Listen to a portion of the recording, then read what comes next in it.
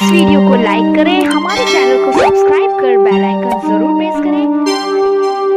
दोस्तों, आज हम आपको बताने जा रहे हैं कि दशहरे का असली महत्व क्या है। क्या हकीकत में कोई रावण राम था? क्या राम ने रावण को मारा था? आज इसी बात के ऊपर से हम पर्दा उठाने वाले हैं। ये बता देते हैं कि दशहरा नाम कैसे पड़ा और क्या है इसका असली अर्थ। अशोक विजयदशमी, जिसे आज काल्पनिक त्योहार दशहरे के रूप में ब्राह्मणों द्वारा मनाया जाता है, जो कि पूर्ण रूप से बौद्धों का त्योहार था, जिसको ब्राह्मणों ने अपना ब्राह्मणी करके अपनी गिरफ्त में ले लिया था। अशोक विजयदशमी इसका नाम इसलिए था क्योंकि अशोक सम्राट अशोक धर्म का प्रचार बहुत तेजी से कराया था और यहाँ पर पूर्ण रूप से ब्राह्मणों का पतन होना तय हो गया था। लेकिन ब्राह्मणों को ये बात बिल्कुल भी हजम नहीं हुई और फिर उन ब्राह्मणों ने इस त्योहार को दशहरे का नाम देकर संबोधित कर दिया। इस त्योहार को ब्राह्मण दो रूपों से प्रचारित करते हैं। एक तो राम ने रावण को मारा, यानी सत्य पर असत्य की जीत, और दूसरा महिषासुर को दुर्गा ने मारा। एक झूठ छुपाने के लिए हजार झूठ छुपाने की कोशिश करते हैं, लेकिन कहीं ना कहीं वो रह ही जाता है। सबसे पहले मैं अपने जो हमारे मूल निवासी 10 राजा थे उनके बारे में बताना चाहूंगा। वो है चंद्रगुप्त मौर्य, बिंदुसार सम्राट अशोक, कुणाल मौर्य, दशरथ मौर्य, वस्ती मौर्य, शालिसुक्त मौर्य और देव वर्मा मौर्य, सत्यधुन मौर्य, और आखिर में जो राजा थे वेदरथ मौर्य, जिसकी हत्या इन्होंने धोखे से कराई थी। और इस विजयदशमी से इन लोगों ने दशहरा का नाम दे दिया। दशहरा की बात हम करें तो इन्होंने पहले रावण की हत्या राम से कराई और इन्होंने दशहरे का नाम दे दिया। और आप वैज्ञानिक तरीके से देखें तो किसी भी इंसान के 10 सिर नहीं होते हैं।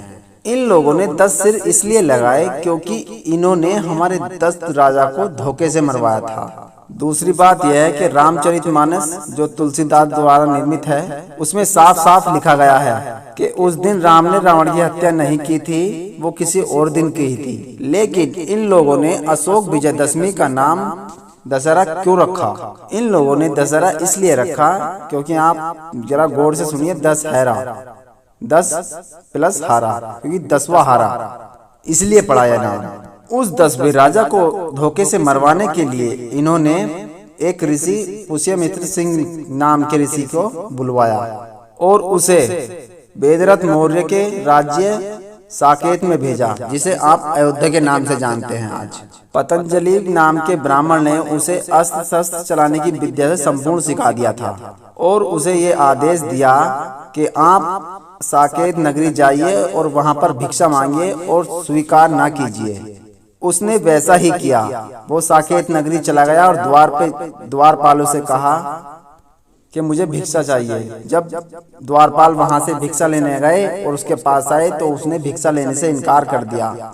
उसने कहा कि मुझे कोई काम दो, मुझे भिक्षा नहीं चाहिए।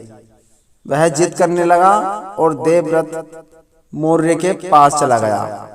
देवव्रत मौर्य के पास जाने के बाद देवव्रत मौर्य ने उससे पूछा कि क्या चाहिए। उसने कहा कि मुझे कोई काम चाहिए, मुझे भीख नहीं चाहिए। तो देवव्रत मौर्य ने उसे घोड़े के अस्पताल में घोड़ों की लीद उठाने के लिए रख दिया।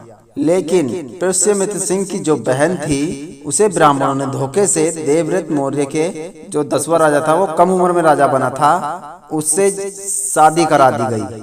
जब देवव्रत मौर्य की और पुष्यमित्र सिंह की बहन की शादी हो गई तो उसकी बहन को जब पता चला कि मेरा भाई घोड़ों की लीद उठाता है तो उसे बहुत बुरा लगा।